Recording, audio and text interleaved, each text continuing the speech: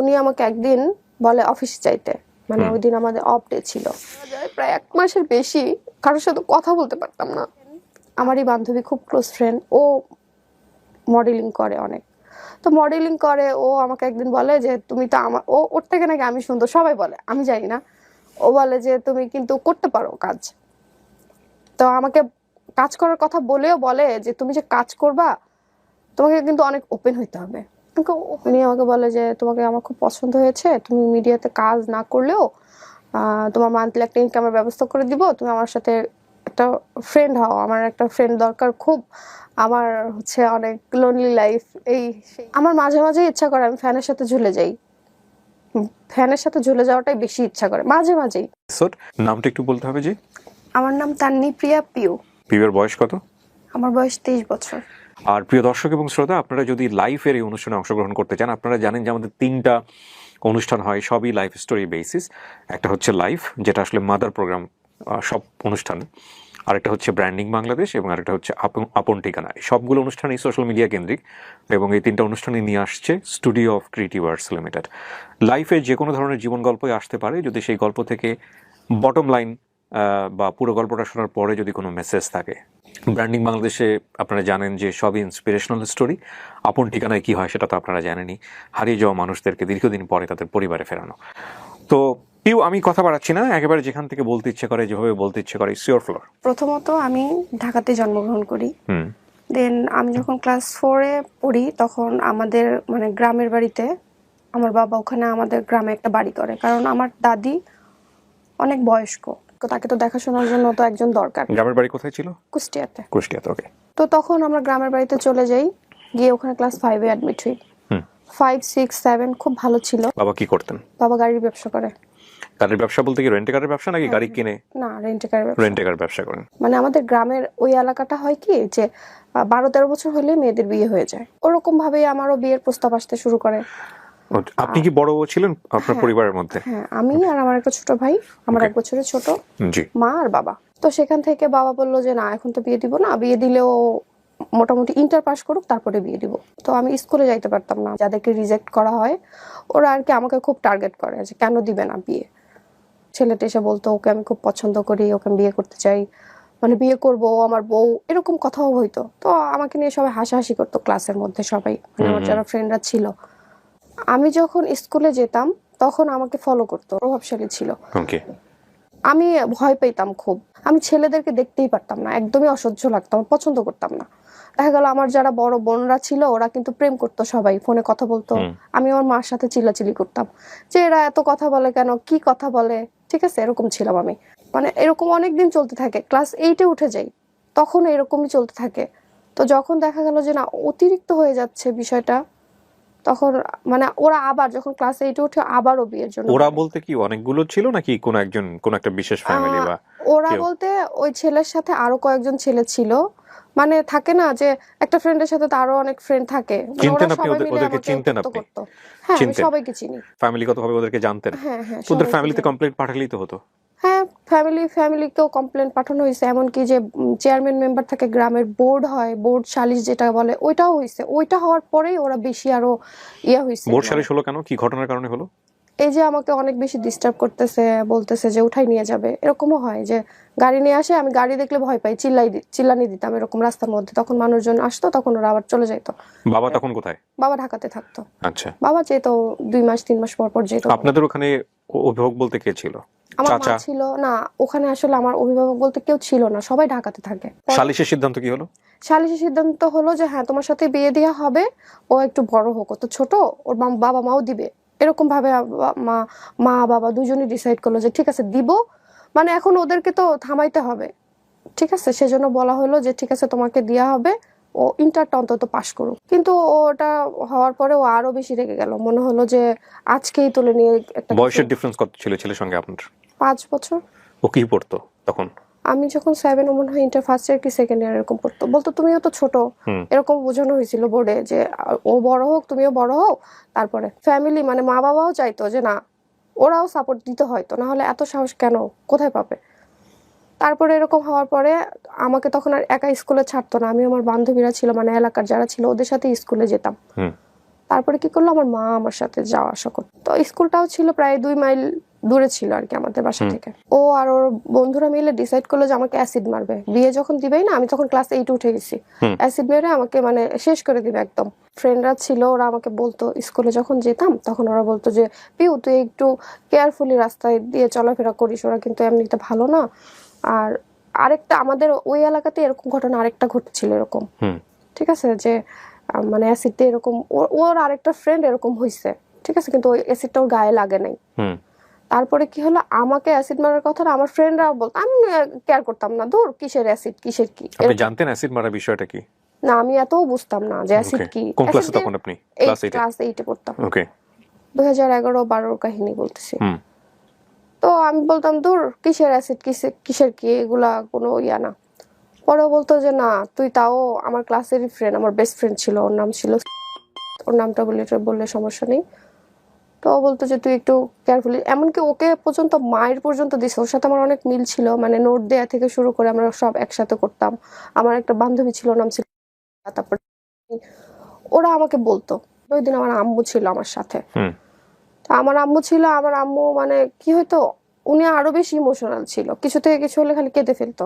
হ্যাঁ, খুবই ইমোশনাল ছিল। সেদিন হচ্ছে মানে রাস্তা দিয়ে যাচ্ছিলাম আমি আর আম্মু, আমাদের গ্রামের ভিতরে তখন আর কি রাস্তা, এখন তো রাস্তাঘাট সবকিছু পাকা হয়ে গেছে, আগে এরকম পাকাও ছিল না। আরো মানুষ ছিল, বাট ওরা বাইক থেকে যখন অ্যাসিডটা মারে তখন একটা সাইড আমার মা আমাকে ধাক্কা দিয়ে যখন ফেলে দিল, তখন অ্যাসিডটা আমার মায়ের পায়ে পড়ছিল। মানে অ্যাসিডটা যখন দেয় আমার মাও সরে গেছে, বইগুলো হাতে ছিল, আমার কাঁধে তো ব্যাগই ছিল। আমাকে ধাক্কা মারে, আমি পড়ে যাওয়ার পরে কি হয়, আমার মা যেভাবে হোক পায়ে অ্যাসিডটা পড়ার পরে ওখানে অনেক মানুষজন, মানে আগুন ধরে যাওয়ার মতো অবস্থা এখানে। তারপরে আমাদের আবার ক্যানালের উপর দিয়ে যাইতে হইতো, তো ক্যানালের উপর নিচে আবার আমার মাকে সবাই মিলে ফেলে দেয় যে তুমি তো, খালের উপরে আশেপাশে তো অনেক বাড়ি থাকে, অনেক বাড়িঘর থাকে, সবাই মানে আমি চিল্লাচ্ছি তো চিল্লাবো না, তো ওরকম আমার মাও অনেক চিল্লাইতেছিল তখন, মানে অনেক বেশি ভয় পেয়ে গেছিল।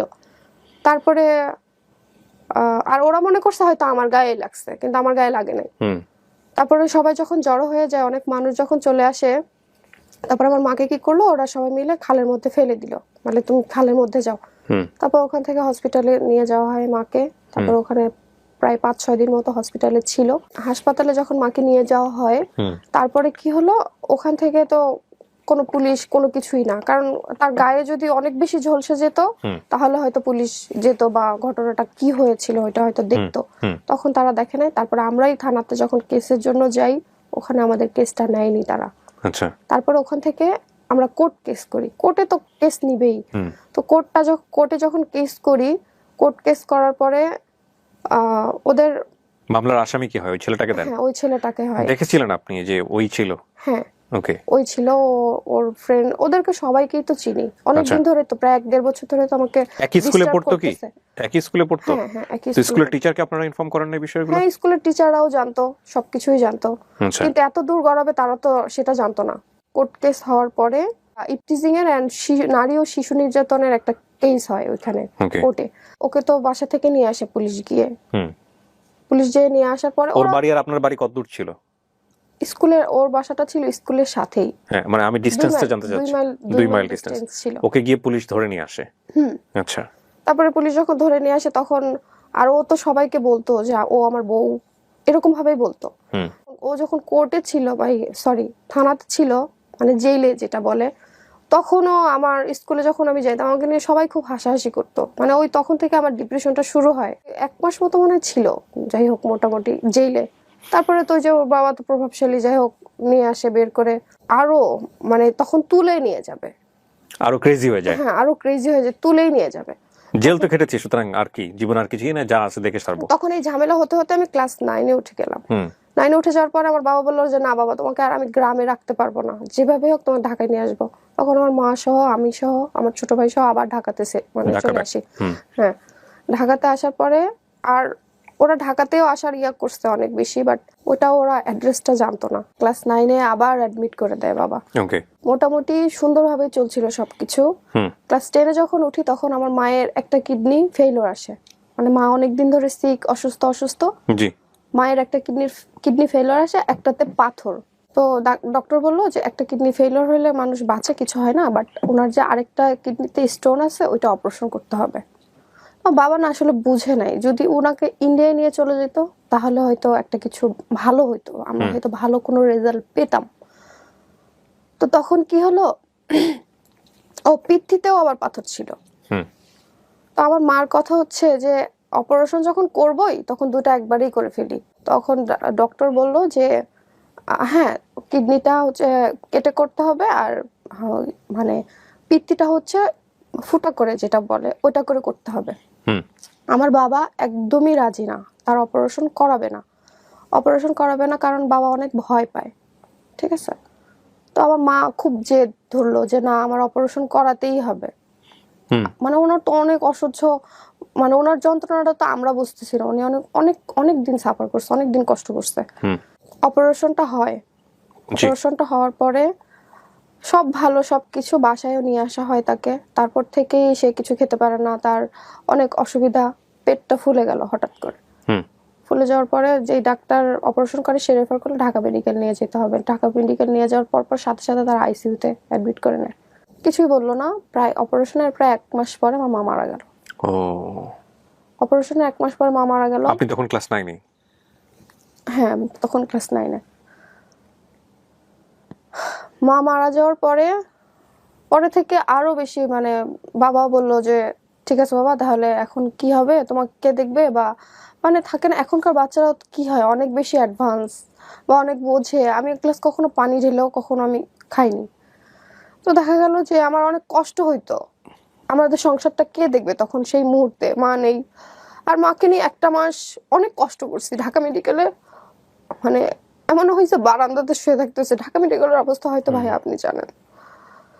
তো মা ওই ওই যে একটা গ্রামের যেসব কাহিনীগুলো হয়েছে ওগুলোতে যতটা না ডিপ্রেস ছিলাম, মানে ওগুলো তো ভুলি না এখনো। হয়তো রাত্রেবেলা ঘুমালে কি হয় ওগুলা স্বপ্ন দেখি যে আমার সাথে হয়তো আবার এরকম কিছু একটা হবে।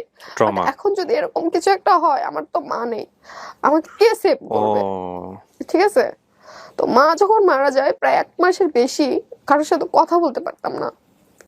আপনাকে আমি যেটা বলছিলাম ভাই, আমি খুব ভুলে যাই সবকিছু। তো হলো কি যে মা যখন মারা গেল ওইটা আরোই নিতে পারি নাই।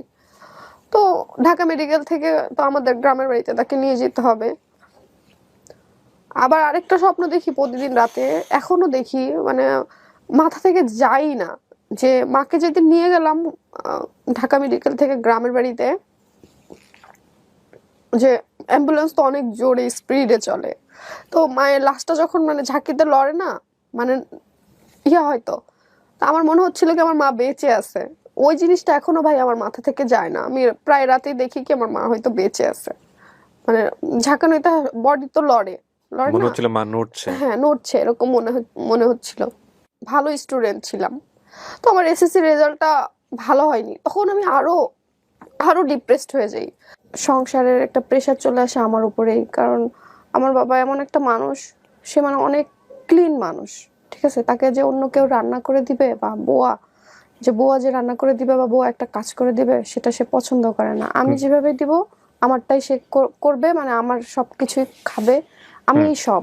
ইন্টারটাও যখন আস্তে আস্তে যখন পাশ করি, ইন্টার পাশ করার পরে ইউনিভার্সিটিতে অ্যাডমিট হই, তখন তার ওরিয়েন্টেশন প্রোগ্রামও হয়। তো ওই প্রোগ্রামে আমার একটা ছেলে আমাকে দেখে, ওই দিন আমি ওকে দেখিনি।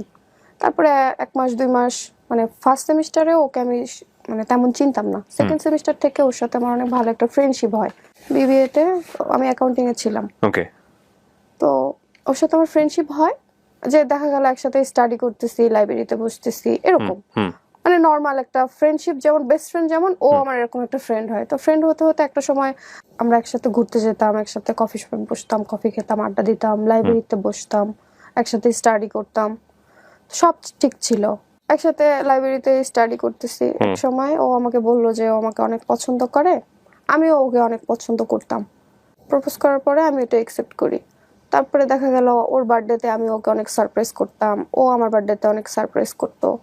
আমার ওকে অনেক বিশ্বাস করতাম যে না ও আমাকে অনেক ভালোবাসে, হয়তো আমি ওর সাথে ভালো থাকবো। আর ও এমনি তো অনেক অনেক ভালো ছিল, মানে আমাদের ফ্রেন্ডদের মধ্যে সবাই ওকে খুব পছন্দ করতো, আমাকেও অনেক পছন্দ করতো, মানে আমরা যে কাপল ছিলাম আমাদের সবাই খুব পছন্দ করতো যে না তোমাদের খুব সুন্দর লাগে, সুন্দর মানায়। আবার অনেকে ছিল যারা ইউনিভার্সিটিতে অনেকে আমাকে পছন্দ করতো, অনেকে আবার অপছন্দ করতো, বিষয়টা দেখতে পারতো না, বলতো যে কি একটা রিলেশনশিপ করছো, তোমার সাথে যায় না, মানায় না, এমনও শুনতে হয়েছে। তো যখন আমার এরকম অনেক বিয়ের প্রপোজাল আসে, আমি ওকে বলি, ও এমনও হয় কান্না করে, অনেক কান্না করে যে না তুমি বিয়ে করো না, বিয়েটা কমপ্লিট হোক, আমরা বিয়ে করব। তারপরে দেখা গেল ওর যত কাজিনরা ছিল, মানে ছেলেটার যত কাজিনরা ছিল, ওরা সবাই আমাকে পছন্দ করে, ওরা আসতো, ওদের সাথে ঘুরতে যেতাম, একসাথে ঘুরতাম আমরা। তারপরে এক কাজিনের বাসায়ও গেছি, যে ওই কাজিনের হচ্ছে ছেলের বার্থডে ছিল, বার্থডেতে যখন গেছি তখন ওরা আমাকে সবাই চিনছে, মানে ওদের বাসার ওর মা থেকে শুরু করে ওর বাবা, ওর বোন, ওর ভাই, সবাই আমাকে চিনে, সবাই আমাকে পছন্দ করে। আবার আমার বাসা থেকেও আমার বাবা ওর ছবি দেখে, বাবা বলে যে ঠিক আছে সমস্যা নেই, বিয়ে কমপ্লিট করো। ও মানে আমরা তো সেম এজ ছিলাম, ঠিক আছে, তো তখন বললো যে ঠিক আছে তাহলে তোমরা বিয়ে কমপ্লিট করো, তারপরে বিয়ে করো।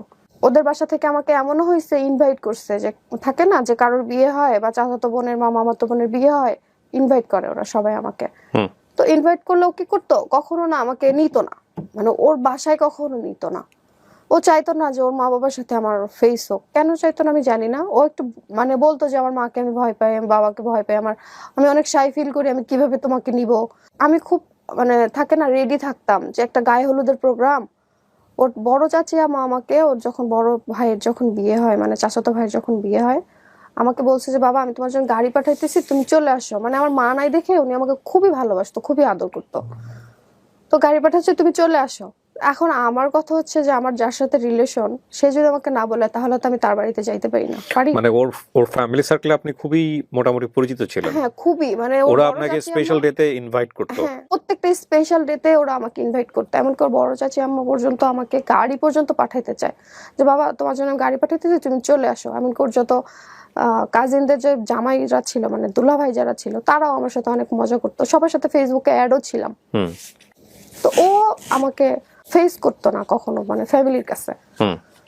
তো আমার খুব মন খারাপ হতো, আমি রেডি থাকতাম। ফেস করতো না বলতে আপনি কি বোঝাচ্ছেন? পরিচয় তো হয়ে গেল সবার সঙ্গে, আপনার আবার ফেস করার কি আছে?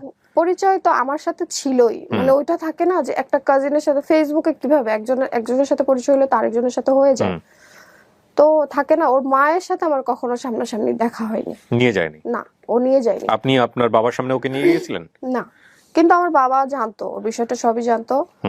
আমি ওর ছবি বললাম তো, আমার বাবা রাজি ছিল। বাবার এখন আমার বাবা তো মেয়ের বাবা, উনি তো আর যেচে তো আর সম্পর্ক করতে যাবে না।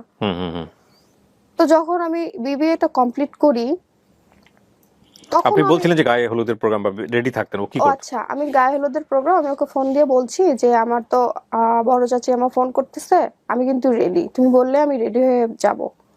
ও বলতেছে আমি তো, ও সেদিন ওর বাড়িতে ছিল না, বলতেছে আমি তো নিজেই তো আমার বাড়িতে এখন আসি নাই, কি পরিস্থিতিতে আছে আমার বাড়ির, কি অবস্থা, কি না কি আমি তো নিজেই জানি না, তুমি কেন যাবা, তোমার যাইতে হবে না। তো ওই দিন আমার অনেক মন খারাপ হয় যে সবাই এত করে বলতেছে, আমাকে ও না করলো। তারপর আবার আমাকে যখন ফোন করে আমি বললাম ও তো আমাকে না করছে, আমি কিভাবে যাই।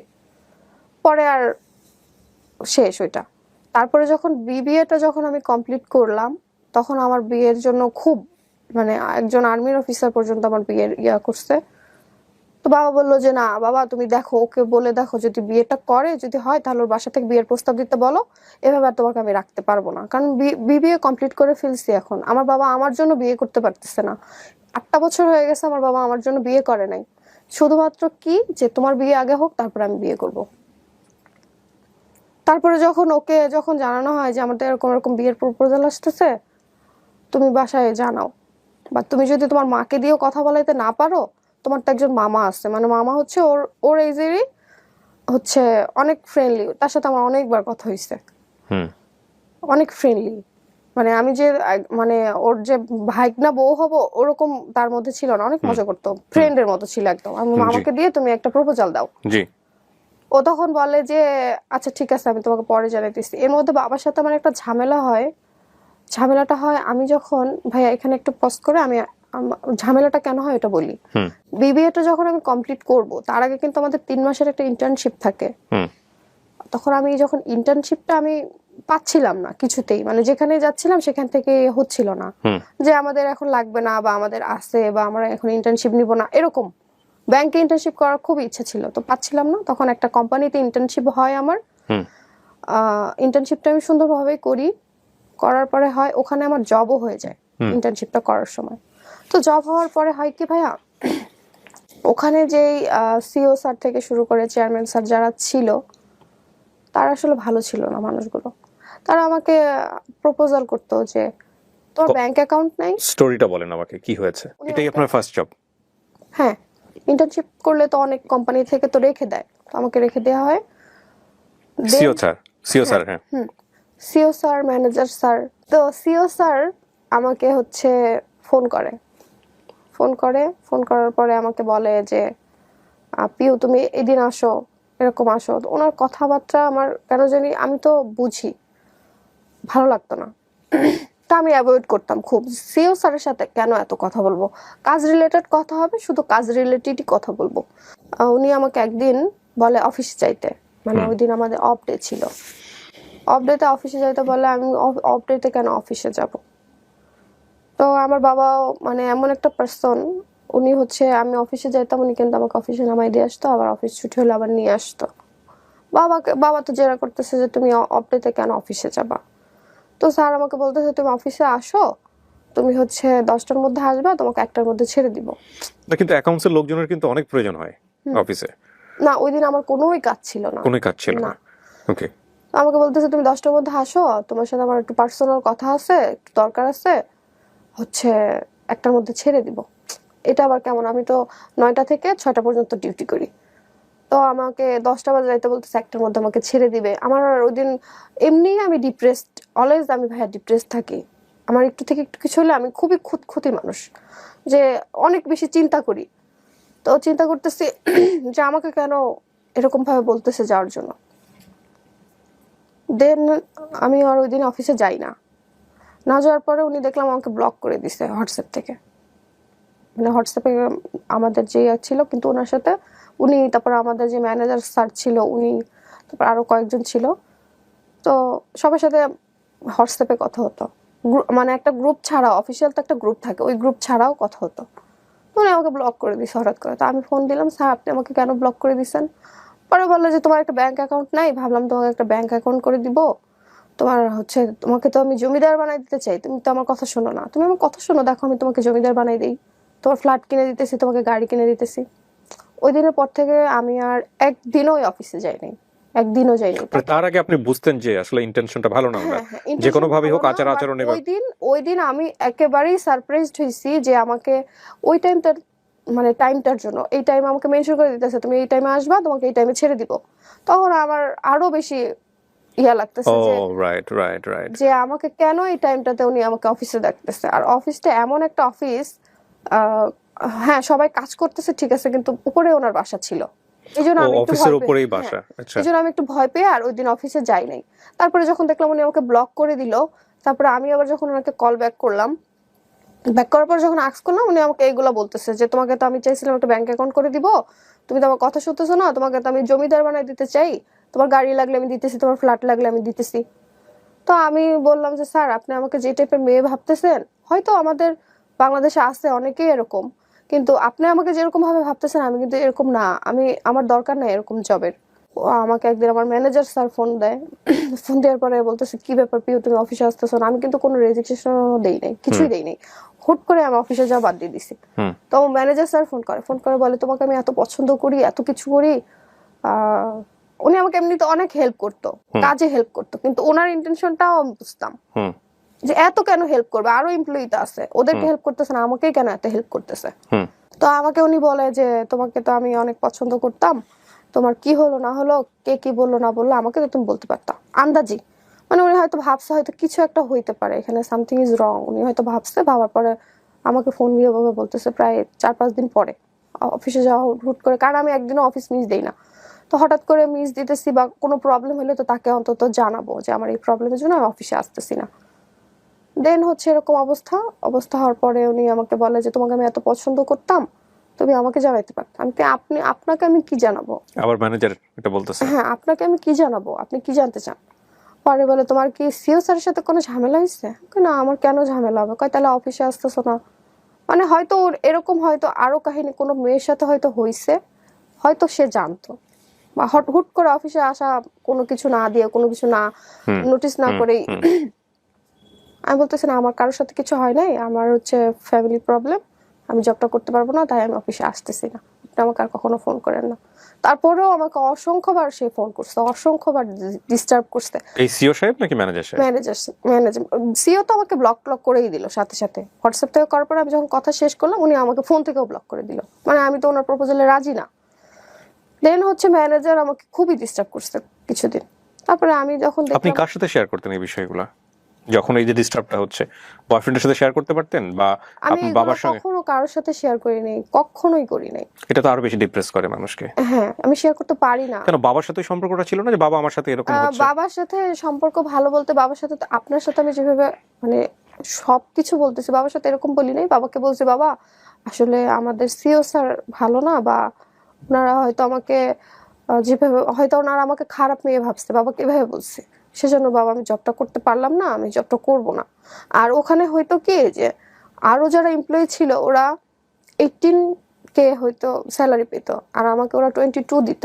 মানে সিও স্যার আমাকে অ্যাপয়েন্ট করছিল ওখানে। ম্যানেজারকে যখন আমি আর পারলাম না, তখন তাকে ব্লক করে দিলাম। আমি বললাম, ভাইয়া আপনাকে তো আমি বললাম যে আমি আর জব করবো না, আপনি কেন আমাকে ডিস্টার্ব করতেছেন? উনি আমাকে বিয়ের প্রপোজালই দিয়ে দিয়েছে যে আমি তোমাকে এরকম খুব পছন্দ করে, আমার টার্গেট ছিল আমি তোমাকে বিয়ে করবো। আমি না ভাই, আমার তো বয়ফ্রেন্ড আছে, আমি আপনাকে কেন বিয়ে করবো? এভাবে বলে ওনাকে জাস্ট কেটে দিয়ে ব্লক টক করে দিলাম, কারণ অনেক ফোন দিত, সে খুবই ডিস্টার্ব করতো। তো এইগুলো আমি আমার ওই বয়ফ্রেন্ডের কাছে কখনো শেয়ার করিনি, কেন জানি না। থাকে না যে একটা রিলেশনশিপে আসি, অনেক বেশি ট্রাস্ট করি তাকে, তাকে বিয়ে করব এটাও ভাবি, কিন্তু তার কাছে কেন জানি শেয়ার করতে পারতাম না সবকিছু, জানি না কেন পারতাম না। আর ও আবার আমাকে এটা বলেছিল যে তুমি যদি আমার বাড়ির বউ হও, কখনো জব করতে পারবা না। বয়ফ্রেন্ডটা বলেছিল? হ্যাঁ, ও তো আমার জব নাই এটা শুনলে তো খুশি হবে, খুশি হয়েছে। ও বলতেছে যে ঠিক ভালো হয়েছে, জব নাই বা জব আপনার ক্লাসমেট না ও? হ্যাঁ। ও তখন কি করে? ওরও বিবিএ কমপ্লিট হয়ে গেছে। ও জব করে তখন? না, ও জব করে না, মানে এক মাসও জবটা আমি করি নাই, 3 মাস ইন্টার্নশিপের পর 1 মাসও করি নাই জব। ওকে। মানে এই 1 মাসের ভিতরে এত কাহিনী হয়ে গেছে। তো ওর বাবার বিজনেস আছে, ওর কথা হচ্ছে ইন্টার্নশিপ শেষ, আমি ওর বাবার বিজনেসই দেখবো, আমি জব টপ করবো না। ও জব নিজেও করতে চায় না, আমি করি এটাও ও চায় না। তো বাবা বললো ঠিক আছে বাবা, তোমার জব করতে হবে না। বাবাকে যখন বললাম তুমি বিয়েই করো, তুমি ওকে বলো বিয়ের প্রস্তাব দিতে, বিয়ে দিয়ে দিই, না হলে তোমার অনেক বিয়ের প্রপোজাল আসতেছে, যে কোনো মুহূর্তে তোমার বিয়ে দিয়ে দিব, আমি আর কোনো কথা শুনবো না, অনেক বিয়ে ভাঙছো। তখন ওকে যখন বললাম, ও আমাকে বললো আচ্ছা ঠিক আছে আমি দেখতেছি। পরের দিনে বাবার সাথে একটু ঝামেলা হয়েছিল এই এটা কেন্দ্র করেই, যে আসলে ও আমাকে বিয়ে করবে কিনা, তুমি একটু দেখো জানো। ও আমার বাবা একটু অন্য আরেকটা ঝামেলার কারণে আমার ফোনটা আমার হাতে থেকে নিয়ে নিছিল। তো আমি একজনের সাথে কোনো কন্টাক্ট করি না, ওকে জানাইছিলাম আমার ছোট অন্য কি ভাইকে। ঝামেলা এটা? অন্য একটা ঝামেলা বলতে এটা হচ্ছে বাবার বিয়ে নিয়ে আমার সাথে একটু থাকে না যে মা বাবার সাথে তো একটু ঝামেলা হয়, ফ্যামিলিগতভাবে চিল্লাচিল্লি কথা কাটাকাটি। বাবার বিয়ে বলতে আপনি আমি চেয়েছিলাম বাবা আগে বিয়ে করুক, তারপরে আমি করি, যে তুমি বিয়ে করো, তোমার 1 মাসের মধ্যে আমি বিয়ে করতেছি। এত কনফিডেন্ট ছিলাম যে ও তো আমাকে বিয়ে করবেই, এরকম একটা কনফিডেন্স ছিলাম। তো বাবা যাই হোক, ফোনটা যাই হোক মন একটু খারাপ ছিল, আমার হাত থেকে ফোনটা নিয়ে নেয় যে দেখি কে তোমার খোঁজ করতে আসে, বা আসলে বিয়ের প্রস্তাব আসে কিনা। তো আমার ছোট ভাই, ওকে দিয়ে পর্যন্ত আমি ওই ছেলের সাথে কথা বলেছি, মানে আমার যে বয়ফ্রেন্ড ছিল, ওকে দিয়েও বলাইছি যে তুমি একটু তোমার ভাইয়াকে বলে দেখো, আমি তো বললাম তুমিও বলে দেখো, তাহলে ও বুঝবে যে আসলে সিরিয়াস বিষয়টা। মানে বিষয়টা হচ্ছে যে আপনার দিক থেকে চাপটা হচ্ছে আপনার বাবার জন্য, যে আপনি বিয়ে না করা পর্যন্ত আলটিমেটলি আপনার বাবা বিয়ে করবে না। 8 বছর হয়ে গেছে, আমার মা মারা গেছে, ঠিক আছে। তো ওকে যখন বলা হয়, ও ওই দিন বলতেছে আচ্ছা ঠিক আছে দেখি কি করা যায়। আমি এভাবেও বলছি যে তুমি যদি তোমার আম্মাকে দিয়ে না বলাইতে পারো, বাবাকে দিয়ে যদি না বলাইতে পারো, মামাকে দিয়ে বলাও। পরের দিন আবার ফোন করি ওকে, ফোন করার পরে ওকে বলা হয়, ওকে জিজ্ঞেস করলাম কিছু করলা, কি বলবা, কি করবা, আমাকে তো কিছু বললা না। ও আমাকে বলতেছে মামা তো নাই, মামা তো ওর বাড়িতে গেছে, আমি কি করব বুঝতে পারতেছি না। আচ্ছা, একটা ফোন কলের জন্য মামা বাড়িতে আছে কি কোথায় আছে এটার কোনো প্রয়োজন হয়? উই আর বিয়ের টেকিং, এখন মানে আমরা বিয়েটা প্রিপারেশন দিয়ে নিচ্ছি। না, হ্যাঁ, হ্যাঁ হ্যাঁ। আমরা প্রিপারেশন নিচ্ছি বা আমরা বিয়ের প্রস্তাব দিব, এরকম একটা ভালো মন্দ তো একটা কথা মানে আছে। আপনার বাবাও চাচ্ছিল যে আপনাকে অন্য কোথাও বিয়ে দিতে। হ্যাঁ হ্যাঁ, বিয়ে দিতে, মানে অনেকদিন হয়ে গেছে তো, শুনতেছে ওর নাম শুনতেছে অনেকদিন ধরেই শুনতেছে। হুম। ওকে ওকে যখন মানে এটা বলি, ও বলার পরে বলতেছে যে এখন কি করব বুঝতে পারতেছি না। আমি একটা ফোন কল করার জন্য কি করবো এটা বুঝতে পারতেছো না? ফোনেই তো করবা, বাবার কাছে জাস্ট ফোন করবা, ফোন করে জাস্ট এই কথাগুলো বলবা, কি বলতে হবে সেটাও আমি শিখাই দিছি তাকে, সেটাও সে করে নাই। পরে 1 মাস 2 মাস হয়ে যায়, তার কোনো খোঁজ নাই, হুট করে সে গায়েব। আমিও আমার সব জায়গা থেকে ওকে ব্লক করে দিছি, যেটা সত্যি কথা, যে না আমি এত যাকে ট্রাস্ট করি, বাবার কাছে তো এখানে আমার মুখ থাকলো না, আমি কি বলবো তাকে। তো এটা নিয়ে আমি আবার ডিপ্রেশনে চলে যাই। ওই যে ব্লক ব্লক করে দিছি, সবকিছু থেকে বাদ দিয়ে দিছি, দেওয়ার পরে 1 মাস কি 1.5 মাস পরে আমার আরেক কাজিনের কাছে নক করে। আমি তো ওর সাথে আর কন্ট্যাক্ট করতে চাচ্ছি না, ও আমার সাথে হয়তো কন্ট্যাক্ট করার ট্রাই করছিল, বাট আমি করি নাই। তারপরে আমার কাজিনের কাছে নক করে যে পিওর কি সত্যি বিয়ে ঠিক হয়ে গেছে কিনা, বা কার সাথে বিয়ে ঠিক হয়েছে, ওই ছেলেটাকে ও দেখতে চায়। তাহলে ভাইয়া এটা কি কি হইলো এটা বলেন? ওরা আমার কোনো খোঁজ খবর নাই, কিছু নাই, ও কার সাথে বিয়ে ঠিক হয়েছে সেই ছেলেটাকেও দেখতে চায়। আমার কাজিন বললো কি আচ্ছা আমি একটু দেখি, ওই দিন আমি ওর সাথেই ছিলাম, পাশেই ছিলাম, কাজিনের বাসা আবার মিরপুরে। তো আসছি আপুর বাসায়, ওরকম নক দিছি, দেওয়ার পরে এখন যাই হোক ফোনে কথা বলতেছে ওরা দুজন। কথা বলার পরে আপু বলতেছে যে তুমি এরকম করলা, এরকম একটা কাজ করবা কখনো আশা করি নাই, এটা কি করলা? হ্যাঁ। পরে বলতেছে আপু আসলে এখন এই মুহূর্তে বিয়ের প্রিপারেশন তো আমার নাই। তাহলে এতদিন রিলেশনশিপে কেন ছিল? আপু বলতেছে তাহলে এতদিন রিলেশনশিপে কেন ছিল? বলে না আপু আমি ওকে ভালোবাসি ঠিকই, আমি বিয়েও করতাম, বাট এই মুহূর্তে না। ওকে, বিয়ে না করার জন্য কোনো এক্সকিউজ কি ছিল ওর জায়গা থেকে, প্রপার কোনো এক্সকিউজ ওই যে যে আমি বাবা এই মাকে কারণে বিয়ে? বলতে পারবে না, এই মুহূর্তে বলতে পারবে না, কিভাবে বলবে সেটাও কিন্তু আমি ওকে শিখিয়ে দিয়েছি, তারপরে ও বলতে পারিনি। তারপরে আপু আমাকে বললো অনেকক্ষণ কথা ওর বলার পরে, ফ্যামিলির অন্যান্য মেম্বারদেরকে তো আপনি চিনতেন, তাদের মাধ্যমে তো ওদের ফ্যামিলিকে বলা যেত যে আমাদের এরকম একটা সমস্যা আছে, বিয়ে করলে তাড়াতাড়ি করে ফেলতে হবে। আমি আসলে ওই মুহূর্তে আমি ওর থেকেই জাস্ট জানতে চাইছিলাম, যা জানবো আমি তো সংসার করবো ওর সাথেই, আমার সারা জীবনের ব্যাপার, ট্রু। আমি ওর থেকেই শুনতে চাই, আমি আর আদার্স ফ্যামিলির কারোর থেকে কিছু শুনতে চাই না, কারণ তাদের সাথে তো আমি সংসার করবো না, আমি তাদের সাথে থাকবো না। ঠিক আছে, ওকে তখন স্ট্রং হইতে আমি চাইছিলাম যে ও স্ট্রং কিনা, ও আমাকে কতটুকু চায়, আমি ওইটা জাস্ট বোঝার জন্য আমি এরকম বলছিলাম। তারপরে আমার কাজিনের সাথে যখন ওর অনেকক্ষণ কথা হয়, আমার কাজিন বলতেছে যে না ও এমনি তোমার অন্য সব বিষয় নিয়ে খুব ইন্টারেস্টেড, বাট তোমার বিষয়ে ও ইন্টারেস্টেড না, ও তোমাকে যে বিয়ে করবে এটা আমি বুঝলাম না ওর কথা থেকে। ওকে। ঠিক আছে। তারপরে আমার আরেকটা আন্টি আছে আমার ফুপি, ওর কাছে নক দেয়, দিয়ে বলে আমি নাকি ওর সাথে চিট করছি, মানে ওটা ওর সেলফ স্যাটিসফ্যাকশন, ও তো এখন থাকে না যে বড় হবে, কেন বলে আমি জানি না, আসলেই জানি না। আমার মাঝে মাঝে খুব জানতে ইচ্ছা করে, ফোন দিয়ে একটু জিজ্ঞেস করি যে কি চিট করছি আমি তো তোমাকে বিয়েই করতে চাইছি। তারপরেও ভাইয়া আমি হয়তো 5-6 মাস পরে আমি একদিন ফোন দিছি বা ওই ফোন দিছে, যাই হোক যেভাবে হোক আমাদের কথা হয়, হওয়ার পরে ওকে আমি একই কথা জিজ্ঞেস করি তুমি কি আমাকে বিয়ে করবা? ও আমাকে কি বলে জানেন? কপালে থাকলে ভাগ্যে থাকলে হবে। সেটা তো চিরন্তন সত্য কথা, কিন্তু কনফিডেন্টের জায়গাটা নাই। তাহলে আমি কার জন্য ওয়েট করব? এখন পর্যন্ত আর কথা বলি না। মাঝে মাঝে আমার যে পেজ আছে আপনাকে বললাম, ওখানে মাঝে মাঝে নক করে, দেখা করবা? মানে থাকে না এরকম করে মাঝে মাঝে। এখন ওইখান থেকে ব্লক করা, বাট আমি তো ওকে দিতে পারবো না, ওরটা দেখতে পারি।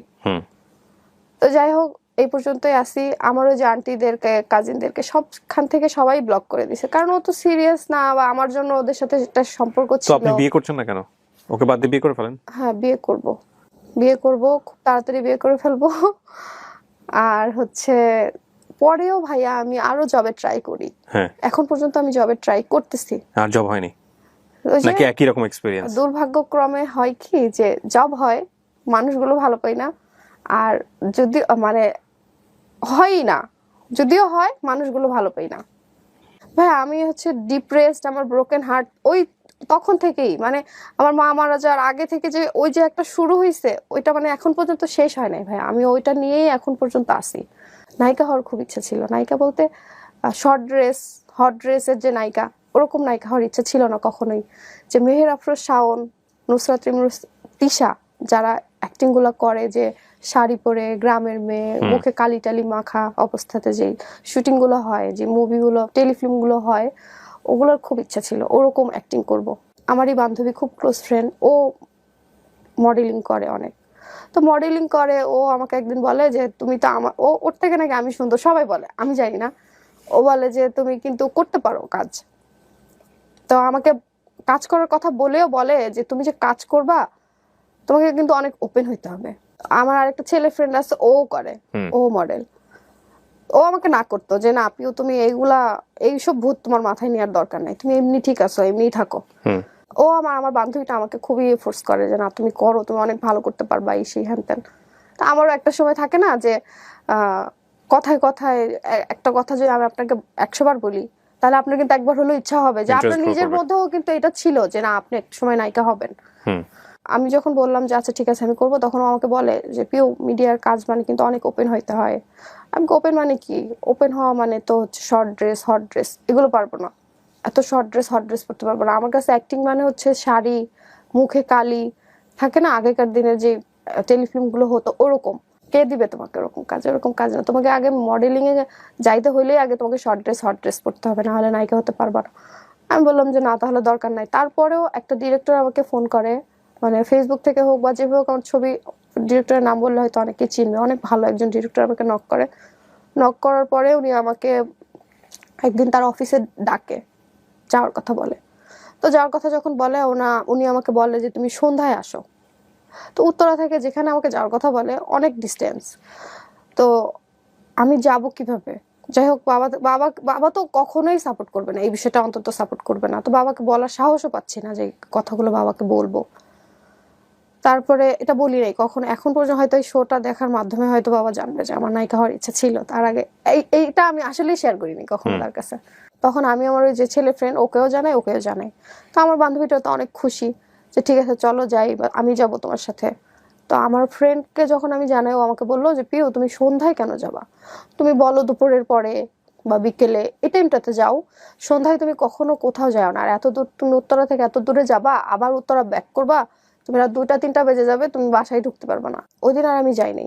তো যাই হোক, ডিরেক্টরের সাথে আমার ফেসবুকে মেসেঞ্জার অনেকদিন কথাবার্তা হওয়ার পরে দেখলাম যে না উনি আমাকে আসলেই হট ড্রেস, তারপরে শর্ট ড্রেস, এই টাইপের কি টাইপের ড্রেস পরতে হবে ওইসব ছবি পর্যন্ত উনি আমাকে পাঠায়, এই টাইপের মডেলিং করতে হবে। পরে দেখলাম না আমার পক্ষে এগুলো আসলেই পসিবল না। তারপরে একটা পর্যায়ে উনিই আমার ফ্রেন্ড হইতে চায়। উনি আমাকে বলে যে তোমাকে আমার খুব পছন্দ হয়েছে, তুমি মিডিয়াতে কাজ না করলেও তোমার মান্থলি একটা ইনকামের ব্যবস্থা করে দিব, তুমি আমার সাথে একটা ফ্রেন্ড হও, আমার একটা ফ্রেন্ড দরকার খুব, আমার হচ্ছে অনেক লোনলি লাইফ, এই সেই হাবি জাবি। দেখেন ভাইয়া, মানে আমার কথা হচ্ছে ভাইয়া, আমি জানি না, আমার লাগতাই মনে হয় এরকম। আপনি যেখানেই যাচ্ছেন সেখানেই সামহাও আমি হয়তো একটা ভালো মানুষ বা একটা ভালো কাজ করব এরকম সুযোগটা আমি আসলেই পাচ্ছি না। আমি বিবিএ কমপ্লিট করেছি, শেষ হয়েছে আমার 2020-এ। 2020-এ তারপর আপনি আর মাস্টার্স করেননি? না, মাস্টার্স করিনি কেন ভাইয়া, এখানে আরেকটা জিনিস শেয়ার করি। আমার এক আন্টি, ও কিন্তু ইন্টারও পাস করেনি, ও কিন্তু 16,000 টাকা স্যালারিতে জব করে, কিছুই জানে না, কিছুই, মানে তাও ও হচ্ছে 2011 না 2005-এ সম্ভবত ওর এসএসসি। তাহলে ও যদি 16-17 হাজার টাকা স্যালারি, ওর নাকি ওভারটাইম দিয়ে 20,000 টাকা নাকি ও ইনকাম করে মান্থলি। ও যদি এত কম পড়াশোনা নিয়ে যদি এত টাকা স্যালারি, মানে জব, ওইটা আমার আরেকটা ডিপ্রেশন আমার, যে ও এত কম পড়াশোনা করে এত ভালো একটা জব করতে পারতেছে, সেখানে আমি বিবিএ কমপ্লিট করে একটা 15,000 টাকা স্যালারির জবও পাচ্ছি না। আর যদিও পাচ্ছি, আমার মানুষগুলো, আশেপাশের মানুষগুলো আমার ভালো হচ্ছে না, পাচ্ছি না আমি জব করতে আমি থাকে না যে আমি কমফোর্ট না, আনইজি ফিল হচ্ছে আমার জব করতে। এই যে এত ফ্রাস্ট্রেশন, এত কিছু নেগেটিভ সারাউন্ডিং, আমার মাঝে মাঝে ইচ্ছা করে আমি ফ্যানের সাথে ঝুলে যাই, ফ্যানের সাথে ঝুলে যাওয়াটাই বেশি ইচ্ছা করে মাঝে মাঝেই, হুট করেই কিছু থেকে কিছু হয়। আবার বাবা মাঝে মাঝে হঠাৎ করে সেদিন বলতেছে আমার মধ্যে আসলেই কোনো গুণ নেই, বাবা বলে। তারপরে মাঝে মাঝে ব্লেম দেয় আমার মার মৃত্যুর জন্য নাকি আমি দায়ী। তো আমি কেন ব্লেম দেয় ওই যে আগে পর্যন্ত হয়তো আমার এই সমস্ত কাহিনীর জন্য আমার বাবা তো সবটা ওখানে ছিল না, হয়তো মাঝে মাঝে হয়তো ভাবে ওই ছেলের সাথে হয়তো আমার রিলেশন ছিল, বাট ভাইয়া আমার আসলে কোনো রিলেশনশিপ ছিল না, আমি তাকে দেখতেই পারতাম না, পছন্দই করতাম না। আমার যদি রিলেশনশিপই থাকতো বিয়েই তো করে ফেলতাম। আমি তো একাই থাকি আমার রুমে, তখন মাঝে মাঝে আমি দাঁড়াইও, একা একাই দাঁড়াই ফ্যানের সাথে। একদিন ওড়নাও নিছি, নিয়ে মনে হচ্ছে যে না একটু দেখি না আসলে এই মানুষ এভাবে মারা যেতে পারে কিনা বা মরে কিনা। তারপরে আবার ভয় পাই, সত্যি ভয় পেয়ে আবার নেমে আবার শুয়ে পড়ি। আজকের এই গল্পটা আমি যখন শুনছিলাম তখন আমার কাছে মনে হচ্ছিল যে এটার এন্ডিংটা কি হবে, এটার ফিনিশিং লাইনটা হচ্ছে এটা। একটা হচ্ছে আমরা সবসময় ছোটবেলাতে একটা কথা বলেছি, সেটা হচ্ছে prevention is better than cure. এটা ডাক্তাররা বলেন, প্রতিরোধ প্রতিকারের চেয়ে উত্তম। এই যে আমাদের সোশ্যাল মিডিয়াতে এত এত সুইসাইডের ঘটনা আসে, কিংবা আমি যে লাইফ স্টোরিগুলো আপনাদের এখানে পোর্ট্রে করি, যারা সুইসাইড থেকে ফিরে এসে নিজের জীবনকে অনেক সুন্দর করে, এই যে ঘটনাগুলো আসে, সেগুলো শুধুমাত্র খুব চুম্বক লাইনে, টুইস্টিং কিছু লাইনে গণমাধ্যমে আসে। আমরা পিছনের ব্যাকগ্রাউন্ডে যাই না। আল্লাহ মাফ করুক, আজকে এই যে পিউ যে গল্পটা বললো, ধরেন পিউ যদি কোনো কারণে এরকম একটা ঘটনার শিকার হয়ে যেত, পিউকে নিয়ে যদি সোশ্যাল মিডিয়া থেকে কোনো কিছু বলতো বা কিছু হতো, হয়তো বা এরকম একটা লাইন আসতো যে প্রেমের বিশ্বাসঘাতকতায় বা প্রেম করে বিয়ে না করাতে তরুণীর আত্মহত্যা। ওটা চুম্বক লাইন, এবং ওটা ভিতরে ঢোকার পরে হয়তো বিস্তারিত জানাও যেত না, 2 থেকে 3 মিনিটের একটা ভিডিও। তারপরে দেখা গেল গণহারে গালিগালাজ, হ্যাঁ, ভিডিওর নিচে সমানে গালিগালাজ, হয়তো ঘটনার ভিতরে যাওয়া হতো না।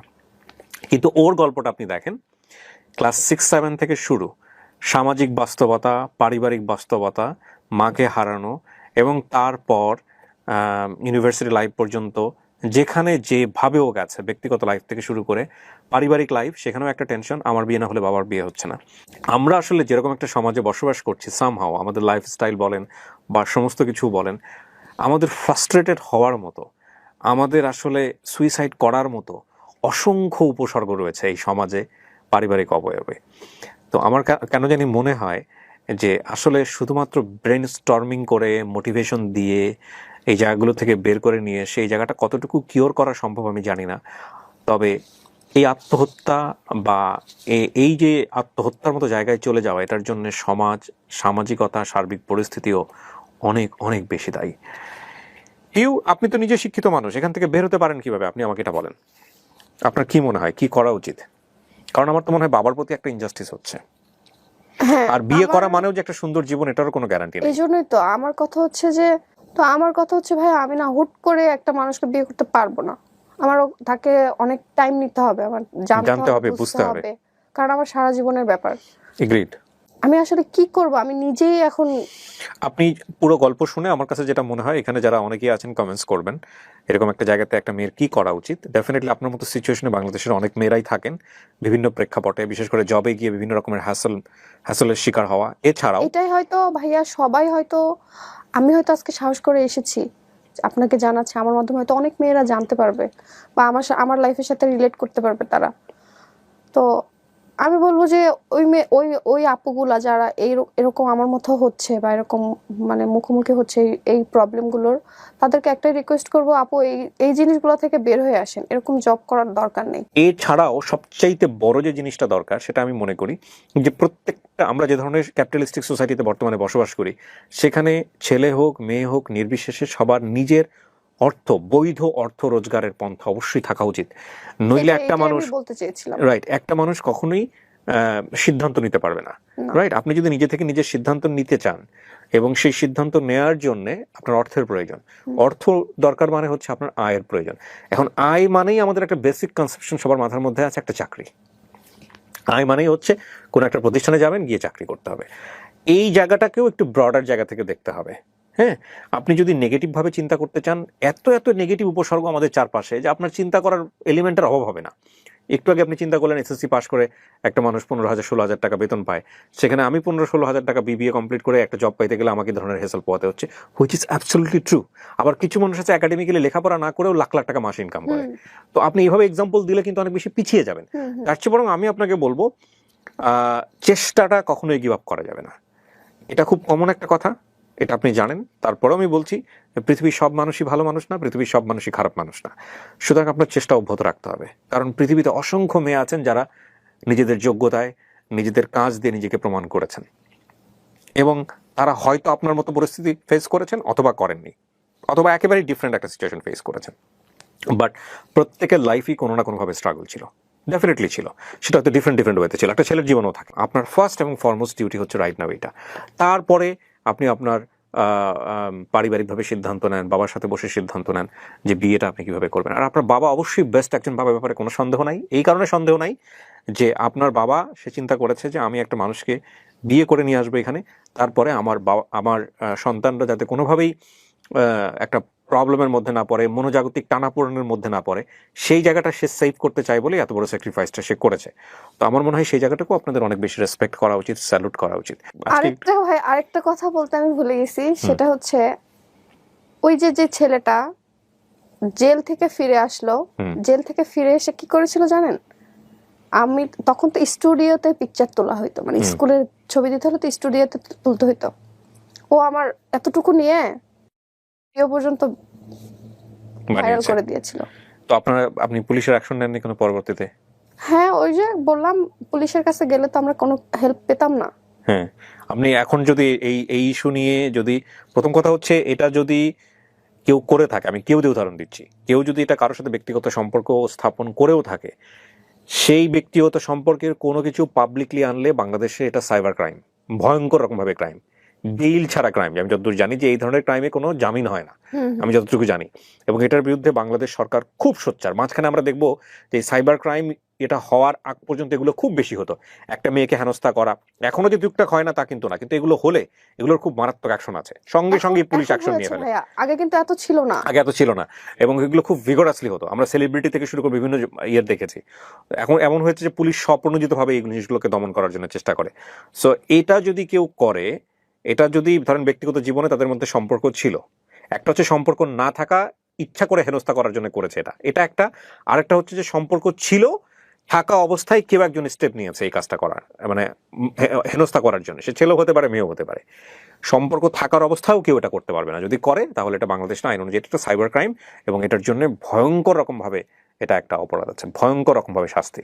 সো সাইবার ক্রাইম নিয়ে যারা পড়াশোনা করেননি তারা একটু গুগলে সার্চ করে দেখেন যে বাংলাদেশের সাইবার ক্রাইম আইন কতটা শক্তিশালী, এবং এটা ভুলেও চিন্তা করবেন না। নিজের জীবনটাকে যদি শেষ করতে ইচ্ছা না হয়, শুধু নিজের জীবন না, মানে আপনারা যারা এইরকম ইন্টেনশন নিয়ে রাখেন যে কোনো একটা মেয়ের বিশেষ ছবি বা তার সাথে হয়তো ছলে বলে কৌশলে কখনো এই ধরনের কাজ করে এটা পাবলিশ করে দিয়ে আপনি আপনার নিজের জীবনটা শেষ করে দিবেন, এরকম একটা চিন্তা ভাবনা, শুধু নিজের জীবনটা শেষ হবে না, শেষ হবে আপনার বাপ মায়ের জীবন, শেষ হবে আপনার সাথে জড়িত যারা ফ্রেন্ড সার্কেল তাদের। এই কারণে বলছি, কারণ আপনার মান সম্মান গেলে কিন্তু তাদেরও মান সম্মান যাবে। সুতরাং এই ধরনের কাজ দয়া করে একেবারেই করবে না।